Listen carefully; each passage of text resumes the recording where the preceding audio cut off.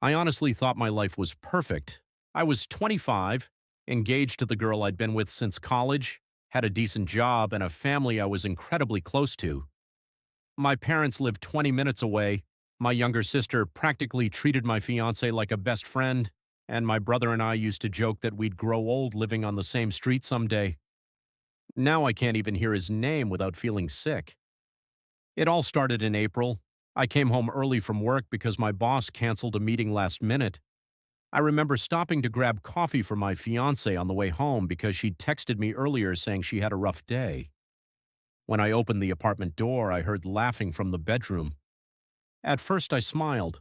Then I heard my brother's voice. I swear my body knew before my brain did. I walked into the bedroom and saw them in our bed together. My fiancée screamed. My brother jumped up trying to explain himself, but I couldn't even process what I was looking at. It felt like somebody had reached into my chest and crushed everything inside me. I just walked out and I drove around for hours. My brother called me over 30 times.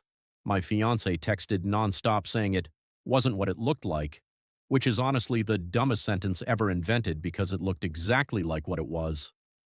A few days later, she came back to the apartment, and somehow, she made it worse. She told me she had fallen in love with my brother over the years. Over the years, meaning every holiday, every family dinner, every birthday party, they were building feelings behind my back while I was planning a future with her. She said she was sorry, but that the heart wants what it wants. I told her to get out. After that, my family acted supportive at first. My parents banned my brother from family events, my sister cried with me for hours, and everyone acted disgusted by what they'd done. For a while, I genuinely thought we'd survive this. Then Thanksgiving happened. I showed up at my parents' house expecting the usual chaos. Cars packed outside, cousins running around, my aunt yelling at someone in the kitchen. But the second I walked in, everything went silent. Because sitting in the living room was my brother, and next to him was my ex-fiancée. Laughing with my aunt like absolutely nothing had happened. I froze. My mom immediately rushed over and told me to sit down because we needed to talk. That sentence alone made me sick. I sat there while my parents explained that what happened was terrible, but they didn't want the family divided forever. Then my mom said the sentence that completely destroyed whatever love I had left for them. You need to work toward forgiveness. Not my brother. Not the woman who cheated on me. Me. I looked around the room hoping someone would defend me. Nobody did. My dad agreed with her. My sister sat there crying but nodded anyway. I have never felt loneliness like that moment. It honestly felt like I had already died and everyone else had moved on. So I stood up and left. Nobody followed me. I ended up eating Thanksgiving dinner alone at a McDonald's parking lot. And somewhere between cold fries and staring at my steering wheel, I realized something horrifying.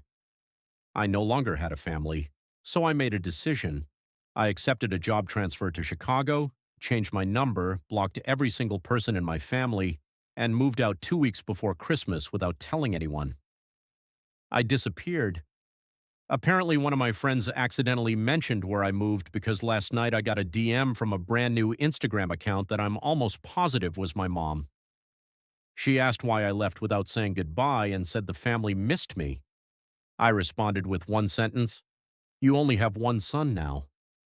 Then I blocked the account.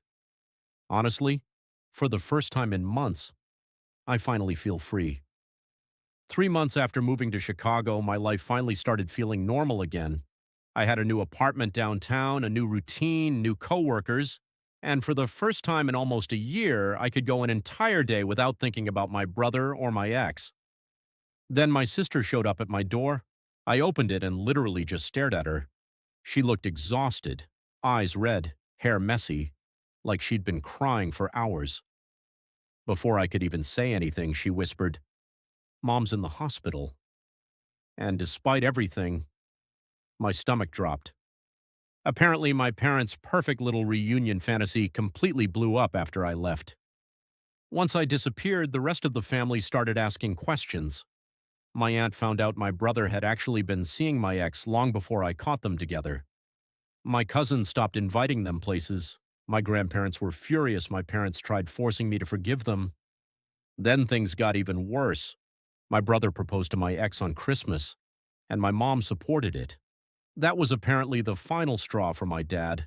According to my sister, he completely lost it. They fought for hours, and he finally admitted he only sided with my brother because he was terrified of losing him too. But in trying to keep both sons, he lost one anyway. A few weeks later, my dad moved out. My mom spiraled after that. My brother and ex kept acting like victims, complaining that the family was judging their love story. Meanwhile, everyone else slowly started cutting them off. And suddenly, my parents realized something horrible.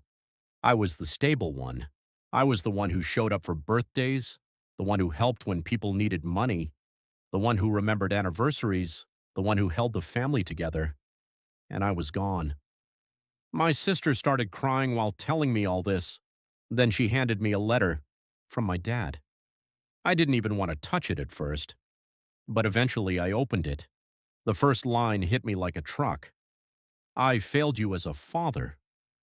Apparently, after I left, he kept replaying Thanksgiving over and over in his head. He wrote that seeing me look around the room for support and finding none was something he'd never forgive himself for. He admitted they were so desperate to fix the family that they sacrificed the person who had done absolutely nothing wrong. Me. Then came the part that honestly broke me a little. He wrote, "When you were born, I promised I'd protect you. On Thanksgiving, I betrayed that promise." I had to stop reading for a minute after that. My sister told me my dad wanted to come apologize in person, but didn't think he deserved the chance. And honestly, part of me agreed. But another part of me remembered teaching my little sister how to ride a bike while my dad cheered from the sidewalk.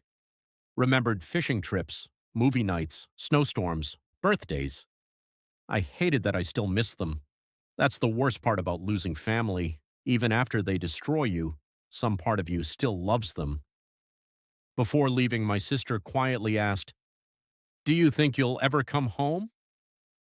I looked around my apartment for a second, at the skyline outside my window, at the life I rebuilt completely alone. Then I answered honestly, "I don't think that place is my home anymore."